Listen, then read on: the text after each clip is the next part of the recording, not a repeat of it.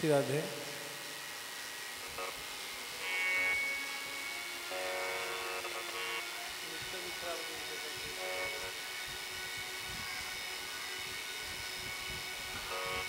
Mic operator थोड़ा सा रवि जी से मिल लें।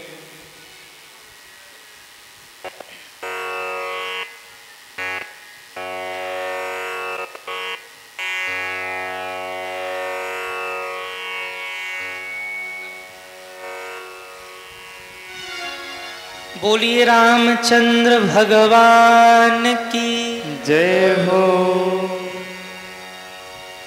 कहाँ गई कथा? हम ऐसे कथावाचक है, जब तक कान से कथा हो के दिल में न उतर जाए तब तक कथा का आनंद कहाँ है।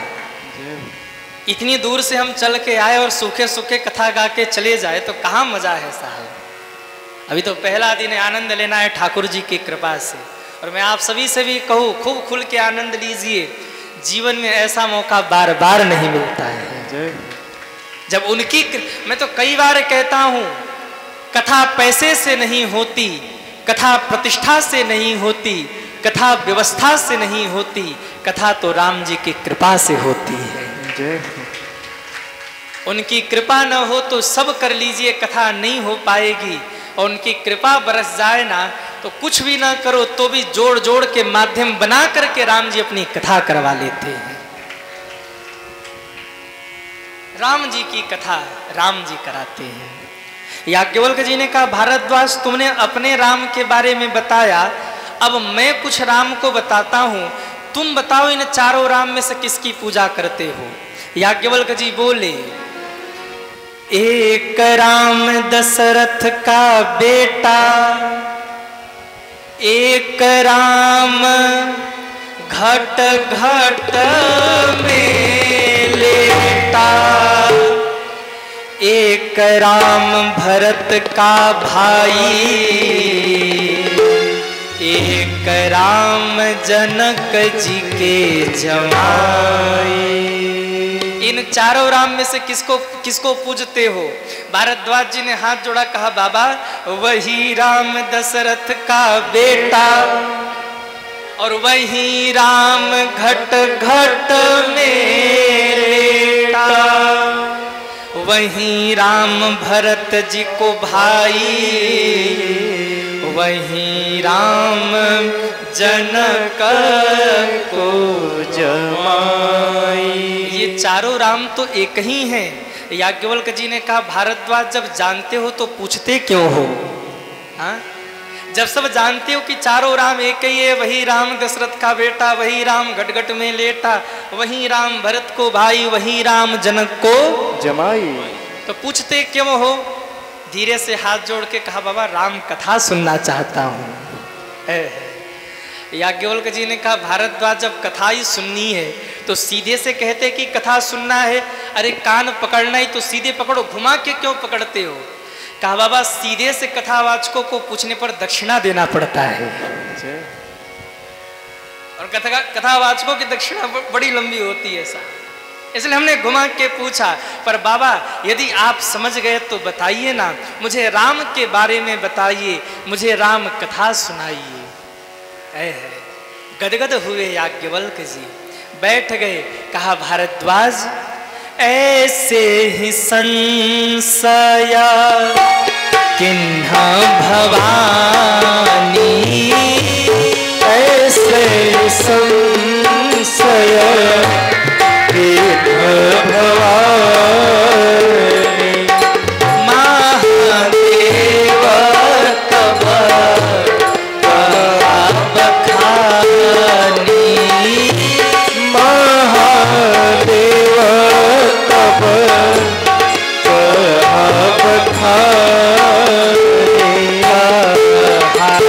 बखानी।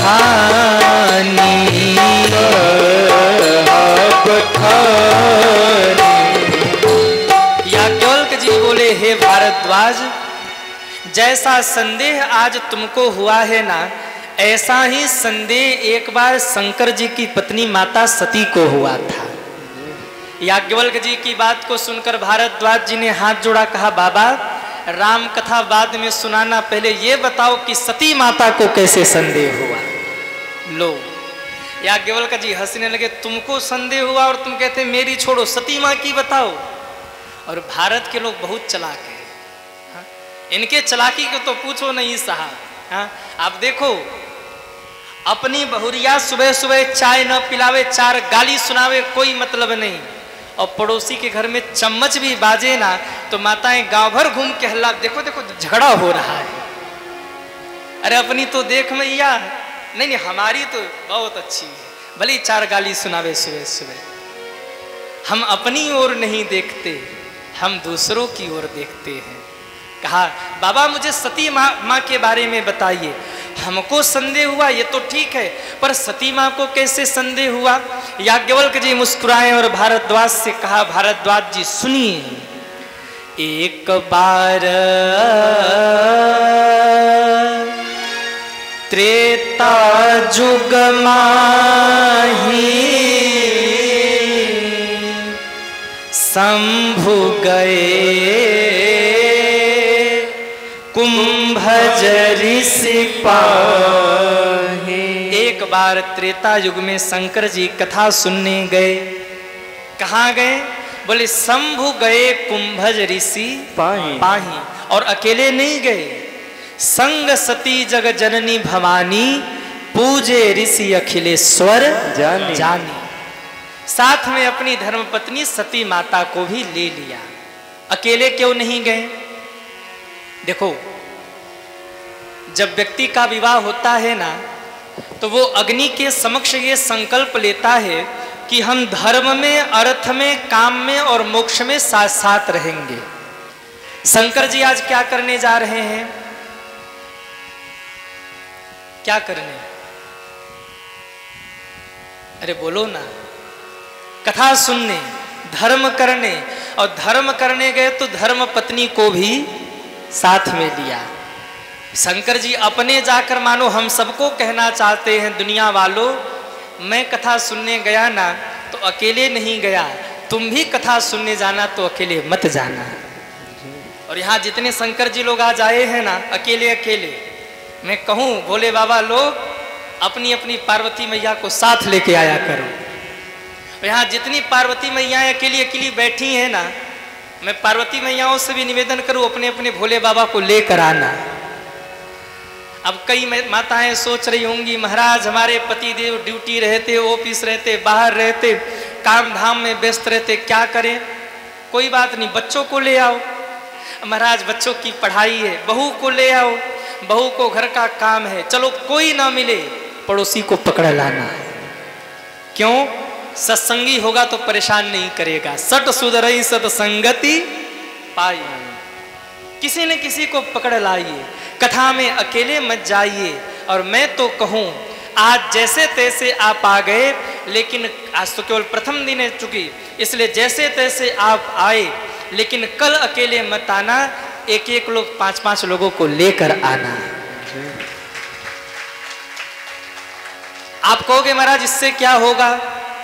देखो, आप कथा सुन रहे हैं, आपको कथा सुनने का फल मिल रहा है, लेकिन आपके माध्यम से यदि 5 लोगों ने कथा को सुना और उसमें से एक की भी जिंदगी बदल गई ना, तो जिंदगी तो उसकी बदली, लेकिन उसका पुण्य फल आपको ही मिलने वाला है।